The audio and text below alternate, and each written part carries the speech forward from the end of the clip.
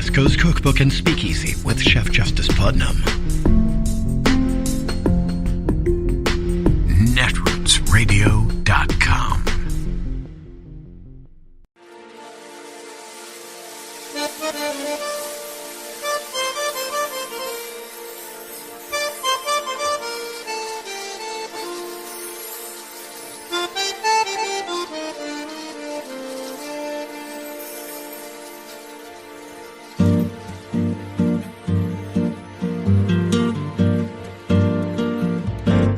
Je voudrais du soleil vert, des dentelles et des théières, des photos de bord de mer, dans mon jardin d'hiver.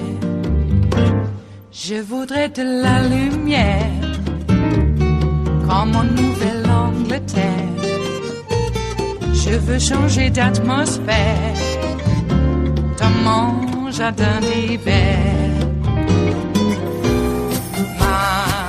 Ma fleur sous la pluie de novembre, tes mains qui courent, je n'en peux plus de t'attendre. Les années passent, il est loin, là je tombe. Nul ne peut nous entendre. Je voudrais du Fred Astaire, revoir un latte. For years, your group has blocked new gun safety laws and pushed for the most relaxed rules possible on firearms. Isn't some of this blood on the NRA's hands? Well, let me first say, Jim, thanks for having me on the show. I want to tell you that I really don't believe the supposition of your question is accurate.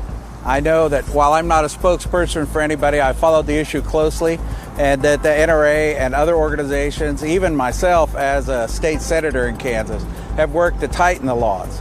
I think that it's important to understand that it's necessary that these laws actually... I hope you understand. I'm going to have to cut you off when you start saying things that just aren't true. The NRA has not worked to tighten rules. That's just not the case. The NRA for years, for decades, has pushed for the most relaxed rules possible in this country, and that's why we have mass shooting after mass shooting after. Please, if you could answer the question that I asked you at the beginning of the interview, isn't this blood on your hands? I'm not the one that pulled the trigger, and neither are the members of the National Rifle Association. I think Buffalo is a great example where the alarms were going off in New York and all the officials did was hit the snooze button. He could have easily been processed through a care and treatment action. He was a danger to himself or others. He'd already threatened mass shooting prior, and nobody did anything until. Well, if he's a troubled young man, should he? If he's a troubled young man, should he be able to go out and buy an AR-15 assault rifle or style assault rifle, which is what happened in Buffalo, which is what happened in Uvalde. Your group is holding its convention in Houston, where you are right now, just a few days after the massacre in Uvalde. We saw Donald Trump dancing on stage at the end of his remarks. He was not. I was there. He was not dancing. How is any of this at all appropriate? We're showing it on stage right now. He's doing a little jig there. People are waving their NRA hats and so on. It's this celebratory atmosphere right after a mass shooting where all of these kids are gunned down. How is that appropriate? I think that what you're doing is just telling part of the story there, because at the beginning of his speech, he did do a very memorable memorial for the victims. And he did make comments that were appropriate. But that's not the part that seems to be getting out. Right, but why even have the convention? So, why not cancel the convention out of some measure of decency? Why not have some decency for these kids? They just lost their lives. Couldn't you postpone the convention, have it some other time? The timing was almost impossible to address that question the way you want us to, because the vendors were already here and already set up. The contracts were already entered into. We were able to do that in 1999. Well, there are mass shootings all the time, too, we had a few weeks to do that. I want to get your reaction to what the survivors of Tuesday's school shooting told CNN. Let's listen. Do you ever want to go back to school? I don't want to know what, because I don't want anything to do with another shooting and me in the school. You scared it might happen again? And I know it might happen again, probably. I have the fear of guns now, because I'm scared someone might shoot me. What do you say to these children who say they're afraid somebody is going to shoot them if they go back to school? Well, I say to the children that we all pray for you and we all want to lift you up in prayer, that we want to have hope that you get through this without the consequences that we see so often in victims of domestic crime. I practiced law for 25 years and I've been a judge in criminal court for over 14 years, and now I'm doing family law. So I do think I understand what's in the best interest of children. I've been doing thousands of cases. I deal with domestic violence every day. And let me say that there are other issues can people that we bring can an make AR-15 in your progress courtroom? on, and there are things we can. Can people bring an AR-15 in your courtroom? We can work together. Can people bring an AR-15 in your courtroom? Can somebody bring an AR-15 in your courtroom, Judge? Well, of course not. That's kind of a loaded question. Why not? Of course not. Let me ask you this: NRA supporters keep saying you know, it's also important to remember that bringing a firearm on a school in Texas is a felony also. Well, people don't seem to have much trouble if they want to unleash that kind of destruction to do just that. You know, NRA supporters like yourself, they keep saying that the answer to all of this is good guys with guns. The 19 good guys with guns failed in Uvalde. The cops were there in the school. There was a school resource officer who apparently was MIA, and none of that helped. Well, I think the issue of law enforcement at Uvalde is a separate question from what we're talking about here today. Their performance has left something to be desired. Even the head of the Texas Department of Public Safety gave an enlightening press conference just the other day. I'm sure you're aware of it too. With these mass shootings, it keeps coming back to the AR-15 and similar models. Why do people need an AR-15 anyway? You know, it's just a semi-automatic rifle. I mean, you know, if you want to be prejudiced about the way it looks, but I was aware of what happened in the '94 semi-automatic firearms ban, and there were rifles of similar function that just didn't look as ugly. They weren't black guns like a Mini 14, Ruger Mini 14. And of course, the Ruger Mini 14 was appropriate and the AR-15 was not if it had a bayonet lug or a vertical rear grip. So they designed around I do want to ask you about the assault weapons ban, but you know, on the AR-15, how is it that an 18-year-old can buy an AR-15 style rifle and have 1,600 rounds of ammo with them like we saw in Uvalde? Well, he did not have any prior convictions. He didn't have any prior issues that would have kept him from purchasing one. It's my understanding from the news that he purchased it through a firearms dealer. He passed the background check because he didn't have any prior convictions. Right, but should an 18-year-old have an AR-15? That's how he bought it. Should an 18-year-old have an AR-15? What's he going to do with it? I don't know. Should an 18-year-old have one in the Army? Well, they have military training in the Army. This 18-year-old in Uvalde did not have military training. He turned 18 and he went out and bought an AR-15.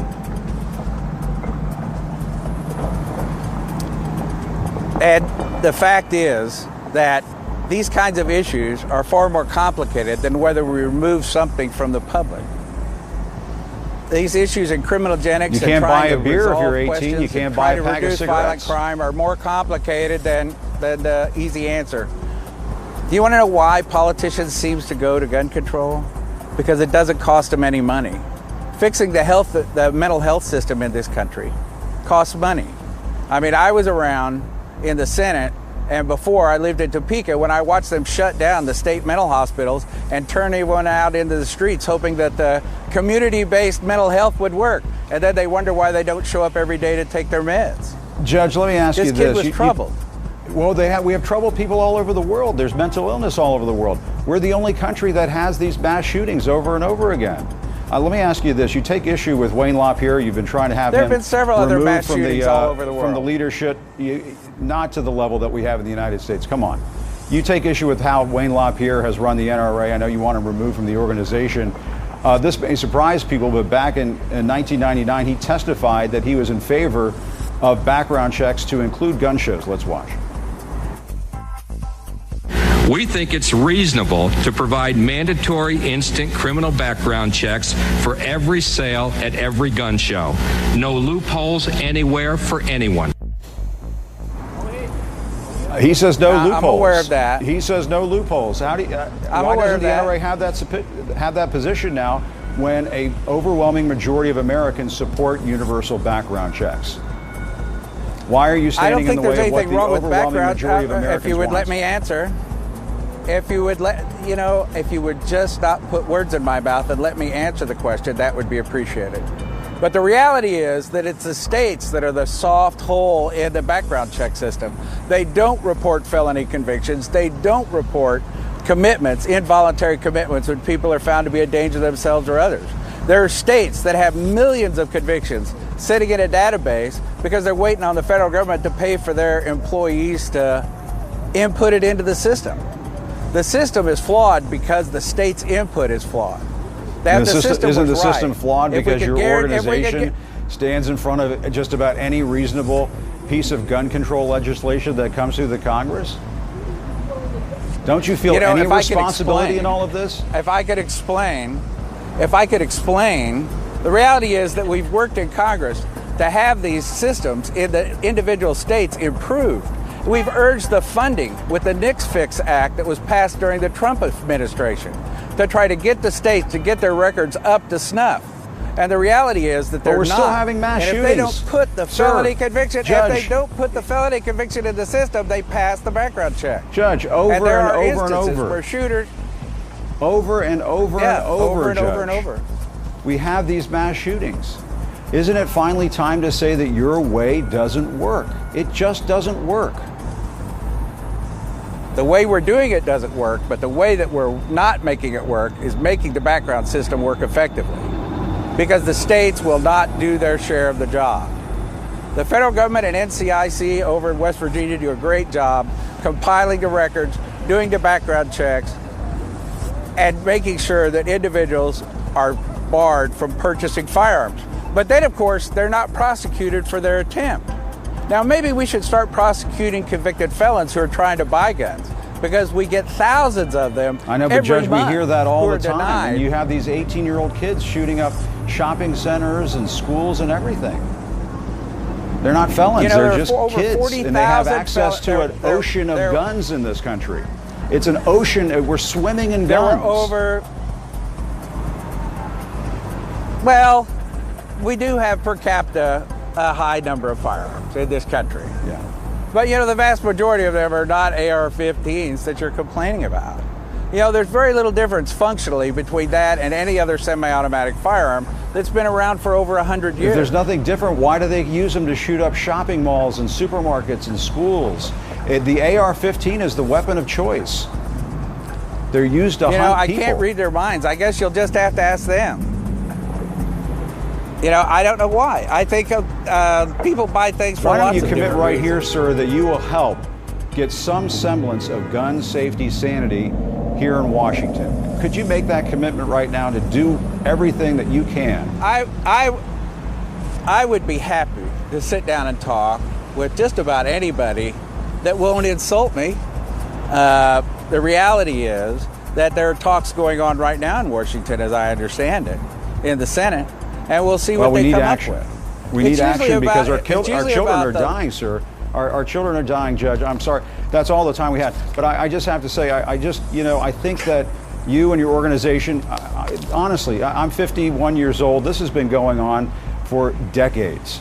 And it just seems to me that the NRA just has to look into its soul.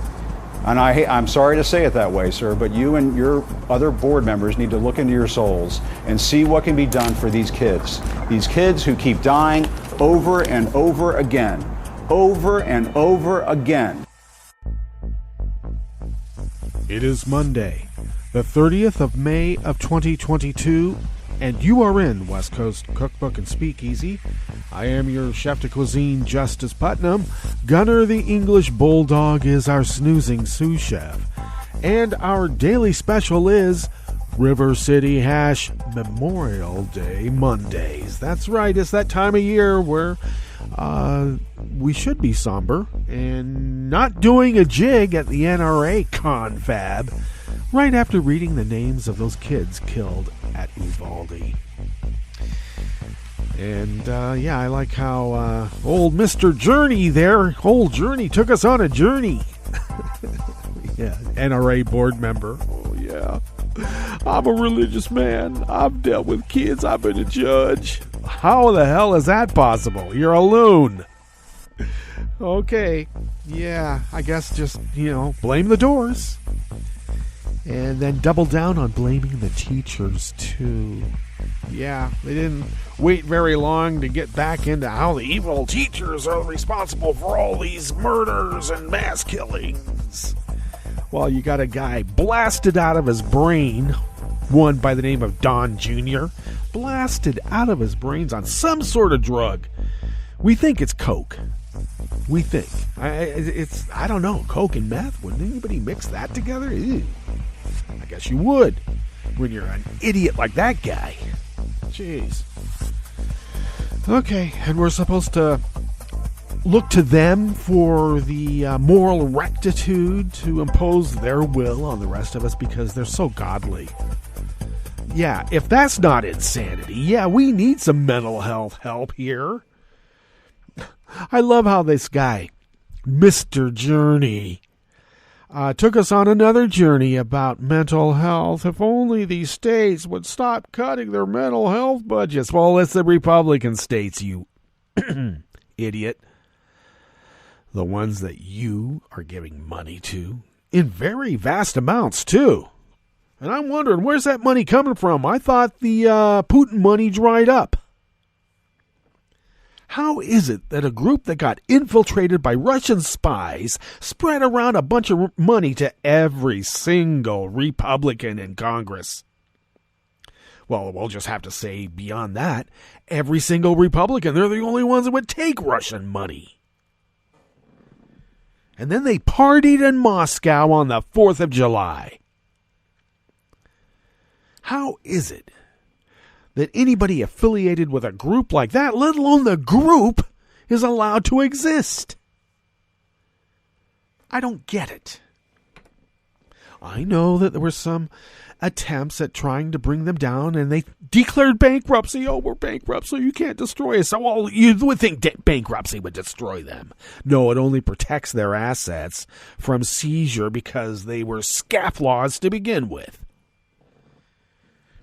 And then they blame every little person out there in the world for claiming bankruptcy. They can't have bankruptcy. And I loved Mr. Journey's journey through discrimination of guns. Yes, the only reason people wanted to get rid of the AR-15 or any assault rifle in the 93 California 101 massacre is because it was black. It was scary and black. I love these idiots. They think we're that stupid, don't they? Uh-huh. It works on their base. The ones who go out there and say, oh, look, I've arrayed, like, what? 5 dozen assault rifles around my bed because I'm in shooting contests. And I'm a 17-year-old girl. And then when there's a mass school shooting, everybody's got to go out and get 5 more guns, at least. And these are not cheap. Oh, I take that back. Gun shop owners are now financing it. You can walk away without putting any money down. Oh, you just turned 18. Here, have a gun and 1,500 rounds of ammo. Have fun. Yeah, in Texas, they don't need a background check. They keep talking about background checks. You know, the reason that they keep getting rid of red flag laws is because if they had a robust red flag law that they actually followed, that guy probably would have never made it close to a school. Because for weeks he was threatening death and rape to girls at that school. Or I take that back, not at that school, but high school girls in the town.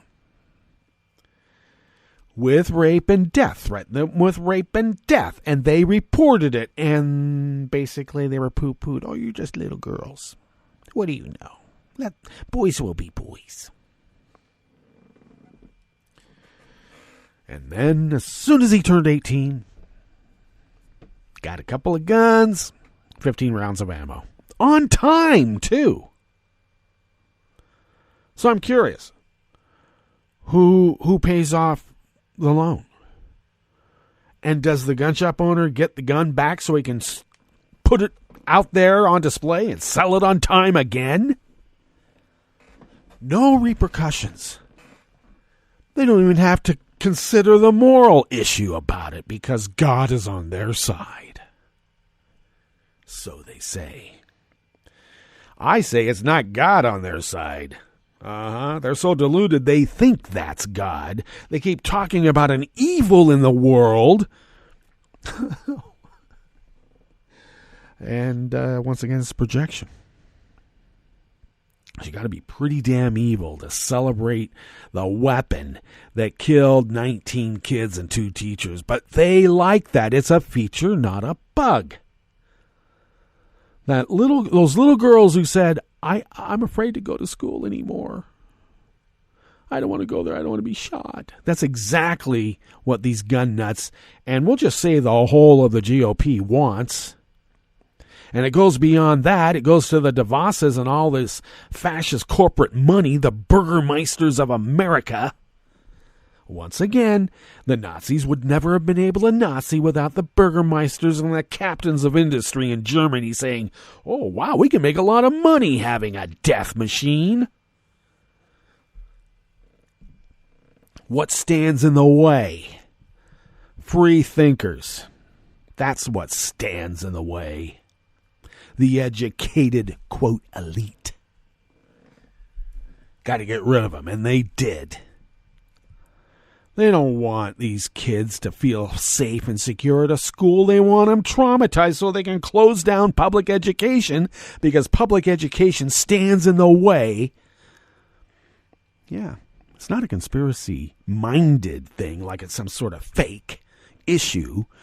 It is an international cabal of fascists with their big money taking over representative democracy. And all the underpinnings that causes representative democracy to be representative democracy, like an education, and a free one at that.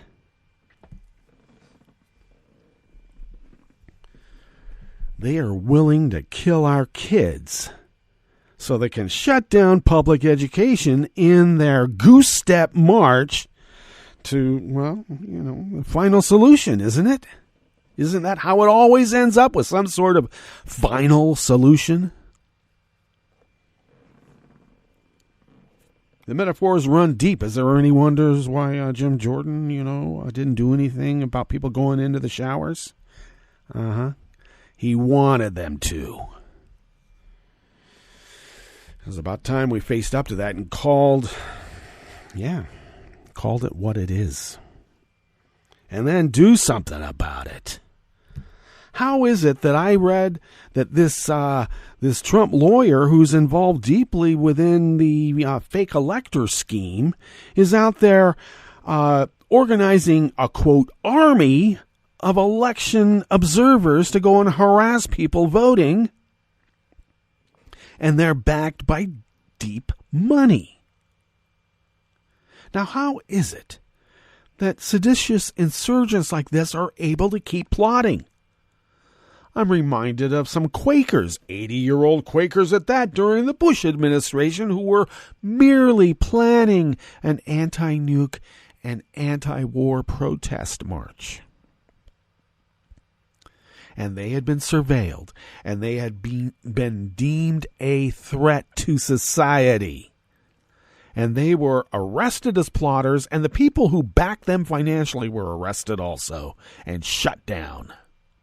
80-year-old Quakers, which by definition, they're pretty much anti-war right there, generally. thrown in jail. Their plot stopped in its tracks.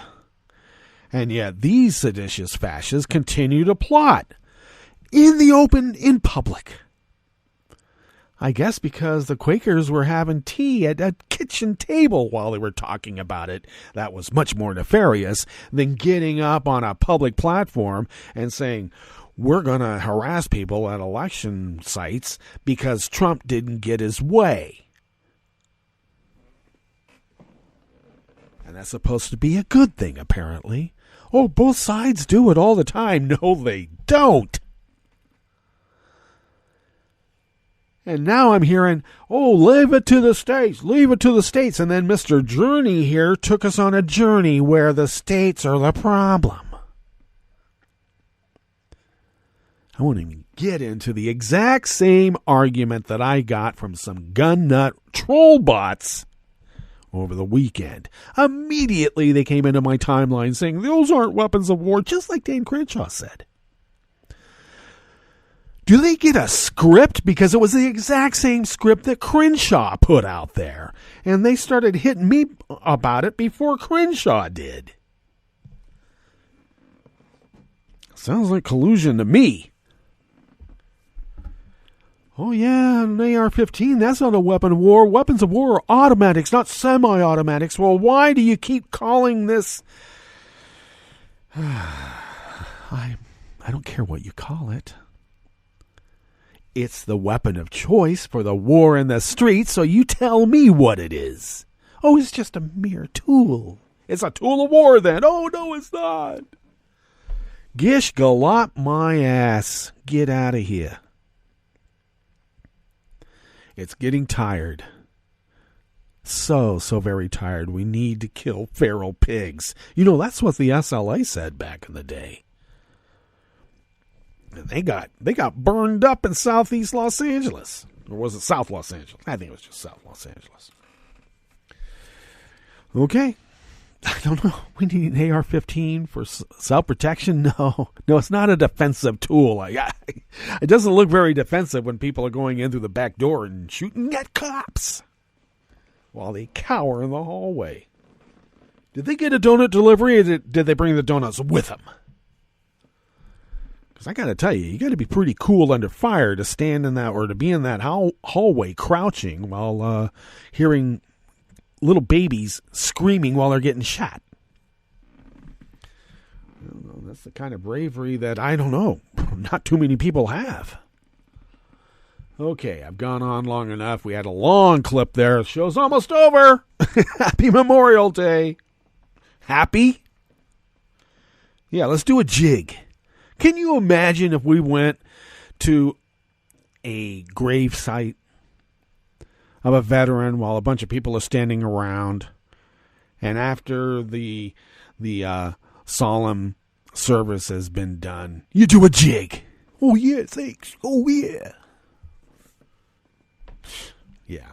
All right. Yeah, we didn't see the whole story there, did we, Mr. Journey? All right, what's on the rest of the menu here in the Bistro Cafe of West Coast Cookbook and Speakeasy? White Christian nationalism is on the rise in some GOP campaigns, and I would say some. A California man pleaded guilty in a plot to blow up the state Democratic Party headquarters in retaliation for Trump's election loss. Nothing to see here. Let's move on. And a suburban Portland, Oregon man has been charged with placing a white supremacist neo-Nazi sticker near an immigrant community center. And then the cops found more than a dozen guns during a search of his car and residence. Nothing to see here. Move on. After the break, we move to the chef's table, where an ex-Danish police employee has been charged in a huge hacking case. And the co-founder of the ultra-leftist Japanese Red Army militant group has been released from jail after 20 years, but it's okay. She said she's really sorry for what happened. All that and more on West Coast Cookbook and Speakeasy. Bon appetit.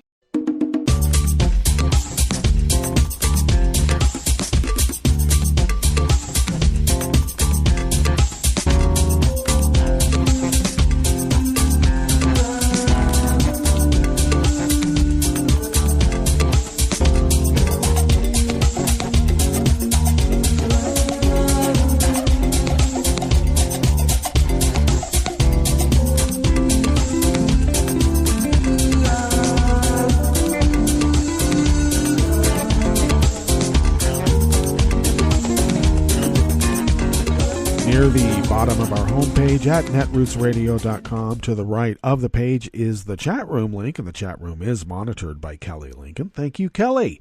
To the left of that chat room link across the page that is near the bottom of our homepage at netrootsradio.com is the link to our Patreon page. And please become a recurring Patreon of Netroots Radio because we need the money. I'm not kidding. So please, how about if you could afford an espresso type coffee drink and send those funds our way once a month, it would really help. Please. If you would like to follow Netroots Radio on Twitter, do so at Netroots Radio. Tom takes care of that. Thanks, Tom. Follow me on Twitter at Justice Putnam.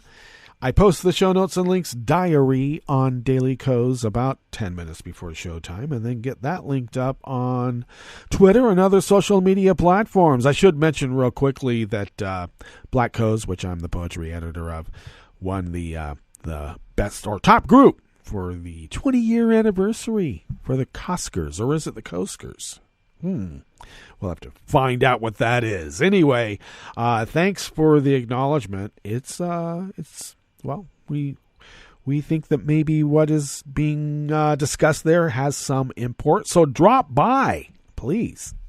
If you would like to follow if you would like to follow the show, West Coast Cookbook and Speakeasy on Twitter, you can do so at Cookbook West, and pick up podcasts by way of Spreaker, Stitcher, TuneIn, iHeart, YouTube, iTunes, and wherever podcasts can be found. And of course, the deep archive of the Netroots Radio shows, the library in which West Coast Cookbook and Speakeasy is in the queue, can be found at the Internet Archive at archive.org.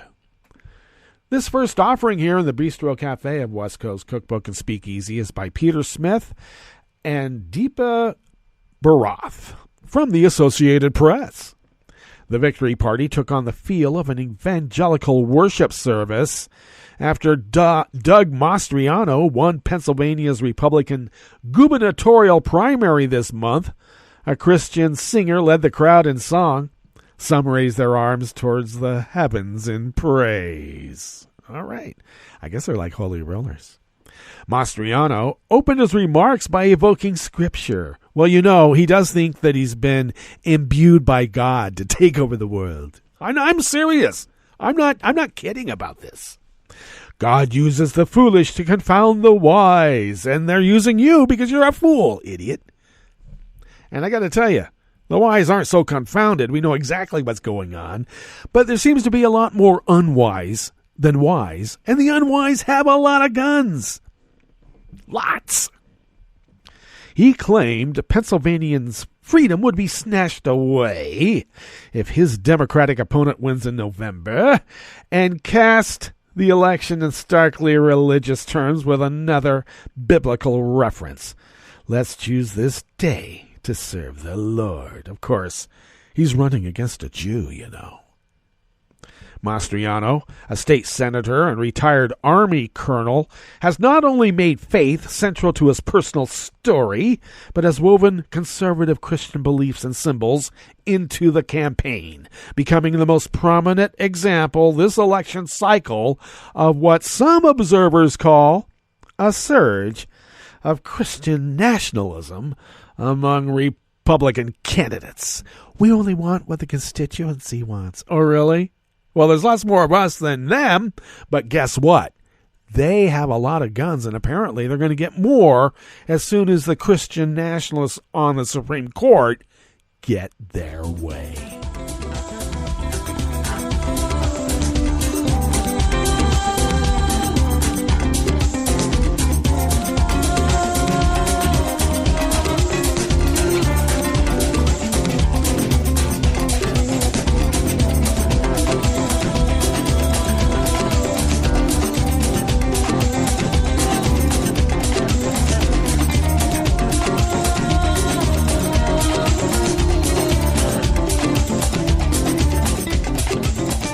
Don Thompson of the Associated Press brings us this next offering here in the Bistro Cafe of West Coast Cookbook and Speakeasy, River City Hash Mondays.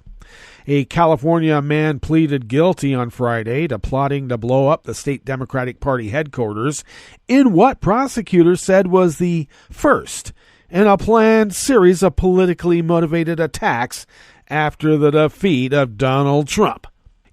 Ian Benjamin Rogers, age 46 of Napa, pleaded guilty to conspiring to destroy a building by fire or explosives, possessing an explosive device, and possessing a machine gun under a plea agreement that could bring him 7 to 9 years in federal prison.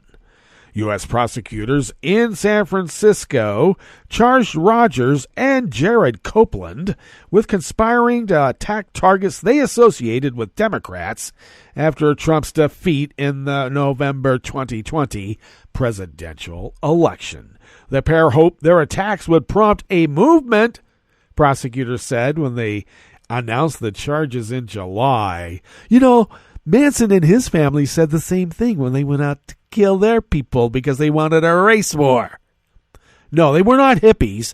I got to keep reminding everybody the Mansons were neo-Nazis, and I don't think that's a very liberal and, peace-loving position to have. They certainly weren't Quakers. The first planned target was the John L. Burton Democratic headquarters in Sacramento. Law enforcement officers who searched Rogers' home in January of 2021 seized nearly 50 firearms, thousands of rounds of ammunition, and 5 pipe bombs. He was taken into custody, then on state charges after the FBI said he sent text messages that agents perceived as threats against the unoccupied governor's mansion and social media companies, Facebook and Twitter.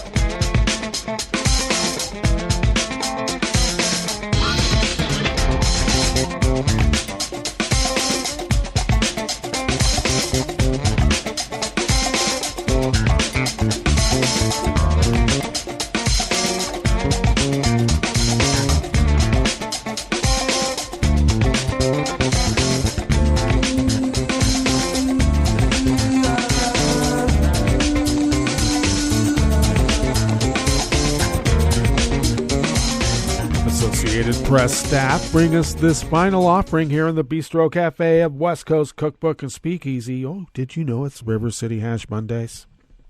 A suburban Portland, Oregon man was arraigned in court on Friday for placing a white supremacist neo-Nazi sticker near an immigrant community center in East Portland, and police said more than a dozen guns were found during a search of his car and residence. The Multnomah County District Attorney's Office said Jarl Rockhill, age 35, is accused of committing a second-degree bias crime and third-degree criminal mischief. It wasn't immediately known if he has a lawyer to comment on the case. Rockhill placed the sticker on a fence at the Immigrant and Refugee Community Organization on April 23rd. Police said the red sticker depicted a male figure holding up its arm in a Heil Hitler pose with the word pure written above. The Portland Police Bureau said it used video surveillance footage to identify Rockhill. It showed him driving to the community organization's headquarters and placing the sticker at 5 a.m. Officers arrested Rockhill during a traffic stop last Wednesday. Police searched Rockhill's home and car with warrants and found over a dozen firearms and neo-Nazi materials, including a large red flag featuring a swastika. You know, it goes to intent. Investigators said Rockhill's online activity was associated with multiple white supremacist groups, and a tattoo on Rockhill's forearm is a white supremacist symbol. They don't even bother to hide it anymore now, do they? All right, let's get to our break, and when we get back from that break, we will go through weather from around the world and we will finish up the stories that we've curated for you today. You are listening to West Coast Cookbook and Speakeasy, and we will be right back. You are listening to netrootsradio.com. Please hang up and try again.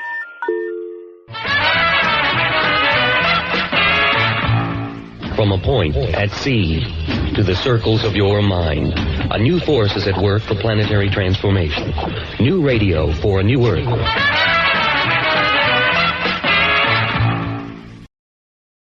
This is Take Two Movie Review. I'm Mike Friend. This week, Horror Me Too. Examining humankind's increasingly tenuous place in the natural order is becoming a hallmark of director Alex Garland. Now his new Men joins the enigmatic Ex Machina and Annihilation in his explorations, this time with a creative look at what's come to be called toxic masculinity. To tell the story, there are just two main actors. One is the talented Jessie Buckley, who plays Harper Marlowe, an urban professional woman seeking the solace of the English countryside after the apparent suicide of her husband, the backstory on which we get in flashback. The male actor is an underappreciated Rory Kinnear, who plays the landlord of her rental cottage, the constable, the vicar, and a mysterious naked stalker. In other words, the men, except for the dead husband, who figures prominently in the conclusion. All these characters are made up just enough for it to take merely a moment to discover that they're all the same guy. The male toxicity almost oozes.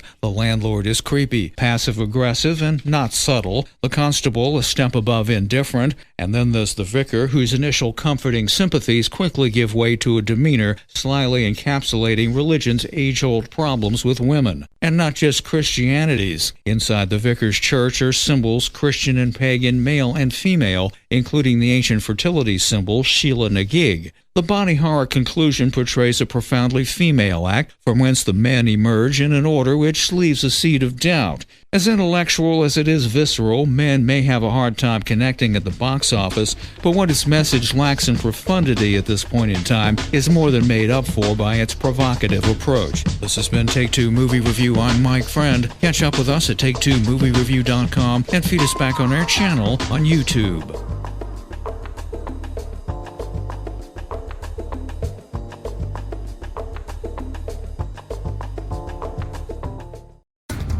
This is a message from CDC. After hurricanes, tornadoes, and floods, standing water and excess moisture help mold grow in your home, garage, and other structures. When you return to a home that has been flooded, know that you're likely to have mold. Mold puts your family's health at risk. If you have mold growing in your home, you should clean it up and fix other water problems, such as leaks in roofs, walls, or plumbing. Keep your children and pets out of affected areas until you've cleaned. Control moisture in your home to prevent mold growth. To remove mold growth from hard surfaces, use commercial products, soap and water, or a bleach solution of no more than 1 cup of household laundry bleach in 1 gallon of water. Follow the manufacturer's instructions. Never mix bleach with ammonia or other household cleaners. It will produce dangerous, toxic fumes. Open windows and doors to provide fresh air. For more information, visit cdc.gov or call 1-800-CDC-INFO. This is an important message from the U.S. Department of Health and Human Services. After a storm or disaster, it's important to eat only safe food. Throw away perishables like meat, poultry, fish, eggs, and leftovers stored above 40 degrees Fahrenheit for 2 hours or more. Throw away food with an unusual odor, color, or texture. Throw away food that may have come in contact with floodwater, including food in swollen, punctured, and damaged cans. When in doubt, throw it out. Wouldn't it be great if life came with a remote control? You know, you could hit pause when you needed to, or hit rewind. Like that time you knocked down that wasp's nest. Uh-oh. Or that time you forgot to roll up your windows in the car wash. Fantastic. Yeah, a remote control would have come in handy then. Well, life doesn't always give you time to change the outcome. But prediabetes does. With early diagnosis and a few healthy changes like managing your weight, getting active, stopping smoking, and eating healthier, you can stop prediabetes before it leads to type 2 diabetes. It's easy to learn your risk. Take the 1-minute test today at doihaveprediabetes.org. Life doesn't come with a remote control. Yikes! So you're on your own with the wasps. You have the power to take control of prediabetes. Visit doihaveprediabetes.org today. That's doihaveprediabetes.org. Brought to you by the Ad Council and its Prediabetes Awareness Partners. Hi, I'm Tom Hartman, and since you're listening to netrootsradio.com, show your progressive side and go to the donate button on the bottom of the homepage. It's progressives like you who power Netroots Radio and keep the progressive message beaming everywhere 24 hours a day. Just go to our donate button at the bottom of netrootsradio.com. Thank you for keeping progressive radio at full power.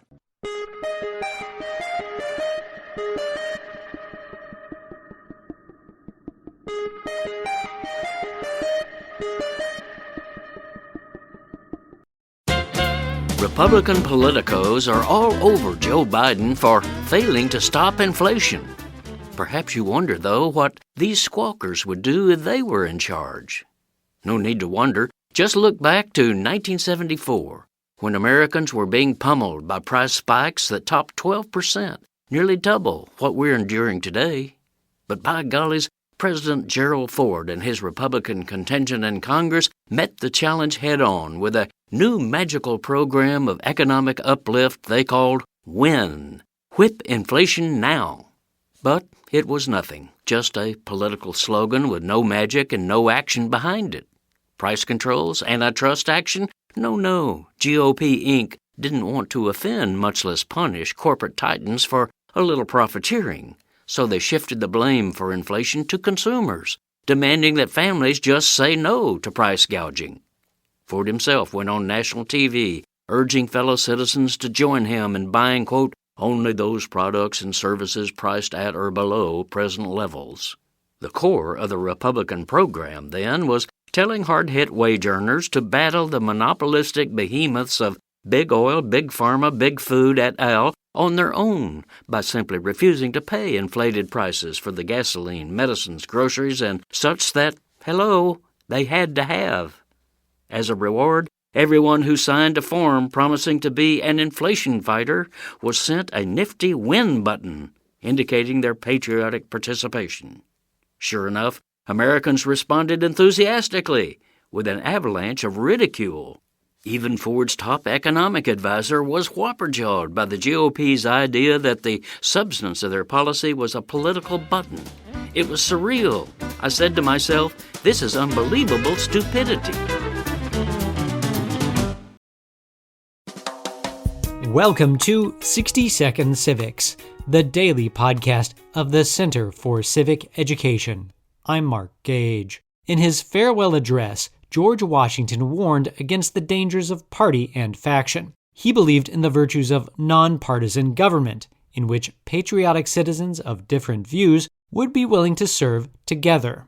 George Washington's great stature as a national hero and his willingness to serve for 2 terms bridged strong regional differences and gave the new government time to take root before party factions could become divisive. At the same time, however, Washington's belief in a strong executive and his nationalist sentiments inclined him to favor Alexander Hamilton's policies over Thomas Jefferson's. Washington's warnings against party and faction to the contrary, he was in many respects the country's first Federalist president. That's all for today's podcast, 60 Second Civics, where civic education only takes a minute.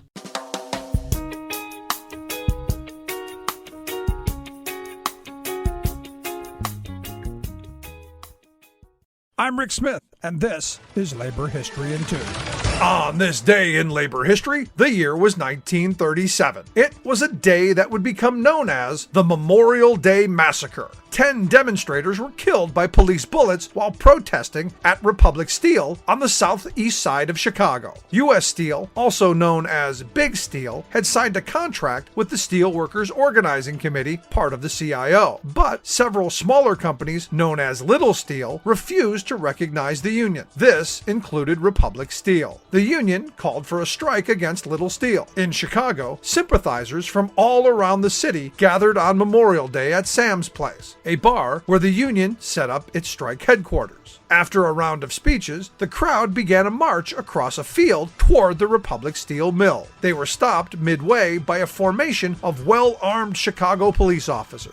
While demonstrators at the front of the procession argued for their right to proceed, police mercilessly fired into the crowd and tracked down people as they fled. Molly West, a Typographical Union Local 16 member and a youthful demonstrator at the time, remembered hearing the police scream, "Get off the field or I'll put a bullet in your back!" Newsreel footage captured the barbaric and bloody scene. The state's attorney exonerated the police and their assault. But a federal congressional committee found the police had indeed used excessive force. Today, there is a sculpture commemorating those who were killed. The sculpture was created by Ed Blazek, a former employee of the Republic Steel Company. It features 10 steel pipes, each representing a smokestack of the 10 steel mills that once operated in the area. They also represent the 10 demonstrators who were executed for the crime of wanting a better life. Labor History in 2 brought to you by the Illinois Labor History Society and The Rick Smith Show.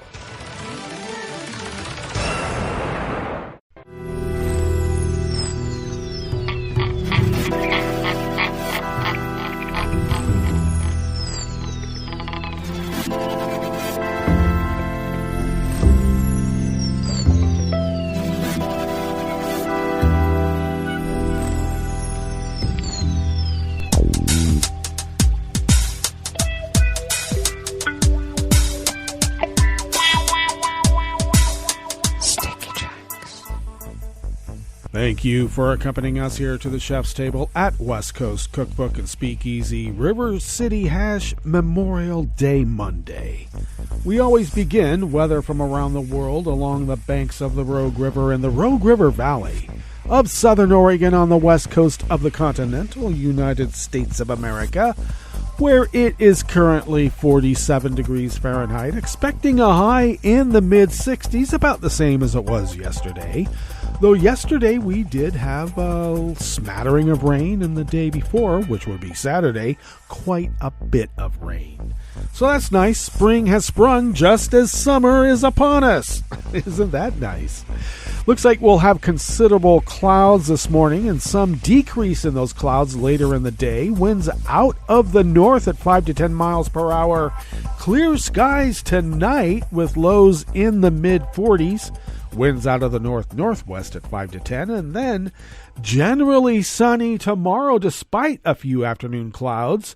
Winds will be light and variable, with temperatures rising to the low 80s. Oh my. Confirmed cases of coronavirus in Jackson County in the southern part of Oregon were updated at the end of Friday and now stand at 441,067 confirmed cases, and our deceased stands at 541. Grass pollen is rated very high right outside the window here in Rogue River proper, where the mothership is. The air quality index for the region is good at 32 parts per million, and that daytime UV index is very high at level 8. Wear a hat. Slather on the SP50. Barometric pressure is holding steady at 30.19 inches. Visibility is at 9 miles. And relative humidity is at 75%. Weather from around the world is brought to you by a crowd of crowdsourced weather stations that a crowd crowdsources from around the world. London is 58 and mostly cloudy. Paris is 66 degrees and sunny. Rome is 85 and fair. Kyiv is 66 and cloudy. Kabul is 66 and partly cloudy. Hong Kong is 81 and fair. Tokyo is 70 degrees and cloudy. Sydney, Australia is 55 and partly cloudy. San Francisco, California is 55 and sunny. And New York, New York is a sweltering 81 degrees Fahrenheit and sunny. And that is weather from around the world, brought to you by a crowd of crowdsourced weather stations that a crowd crowdsources from around the world.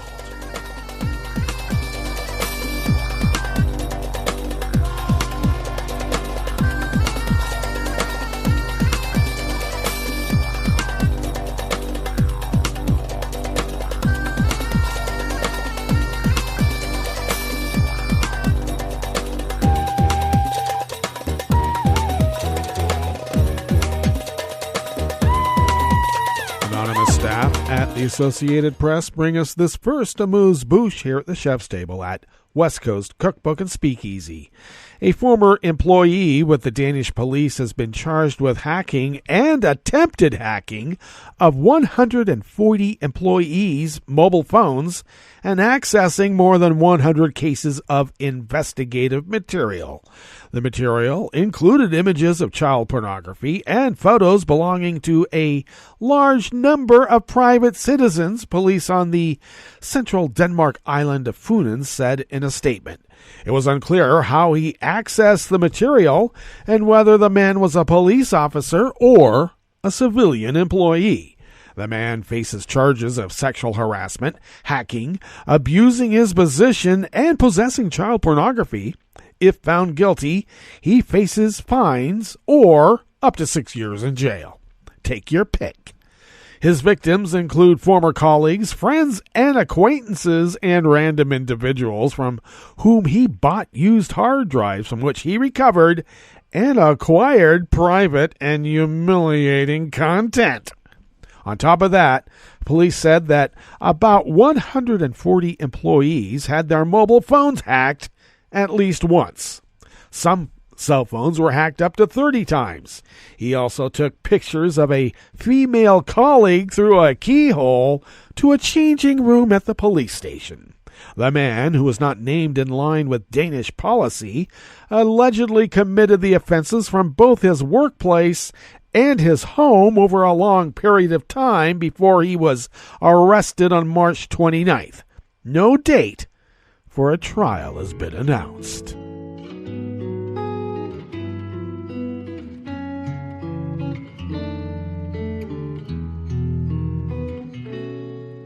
Je te donne ce mon amour pour la vie entière, la promesse de me trouver à tes genoux. Aussitôt que tu m'appelles, rester toujours fidèle, c'est tout, c'est tout. Je te donne tous mes printemps, mes étés de mer, mes automnes quand les feuilles tombent partout. Si ce n'est pas une bonne affaire, je te donne tous mes hivers. Adela Suleiman of the Washington Post brings us this final amuse-bouche here at the chef's table at West Coast Cookbook and Speakeasy. Fusako Shuganabu, co-founder of the Japanese Red Army anti-imperialist militant group, left jail on Saturday after completing a 20-year sentence and apologized for her actions. The Japanese Red Army, labeled a terrorist organization by Tokyo and Washington, operated in the 70s and the 80s. It was behind multiple plane hijackings and attacks, such as the 1975 takeover of the U.S. consulate in Kuala Lumpur. The ultra-leftist group, which sought to overthrow the Japanese government and had strong pro-Palestinian ties, is also widely believed to have been behind a 1972 attack on an Israeli airport that killed almost 30 people. I've hurt innocent people I did not know by putting our struggles first, said Shigenobu, age 76, surrounded by family, media, and fans holding banners. Although those were different times, I would like to take this opportunity to apologize deeply, she added. Well, I guess she's contrite. And that brings us to the end of our broadcast period for the day, but you do know Netroots Radio broadcasts on, and we will meet up here tomorrow for Tarrytown Chowder Tuesdays. So do stay tuned to Netroots Radio all day and all night for all the breaking news as it breaks. And we will meet up here tomorrow, right here in West Coast Cookbook and Speakeasy. Bon appetit.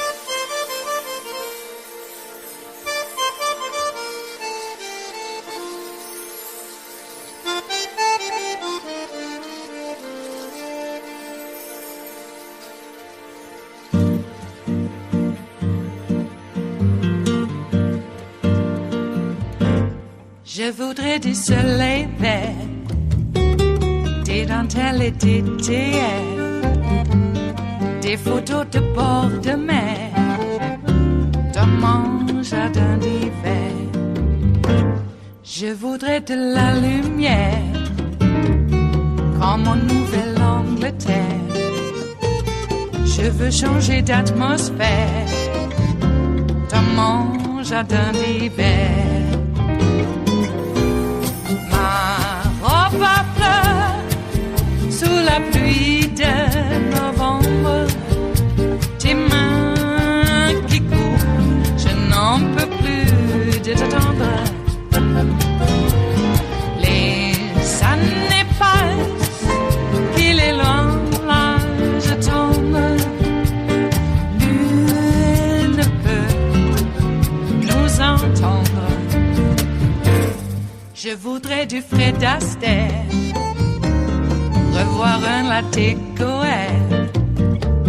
Je voudrais toujours te plaire, dans mon jardin d'hiver.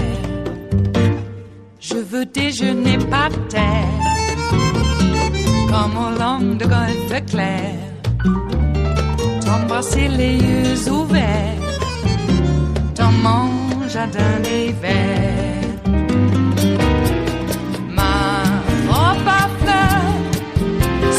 Pluie de novembre, tes mains qui courent, je n'en peux plus de t'attendre.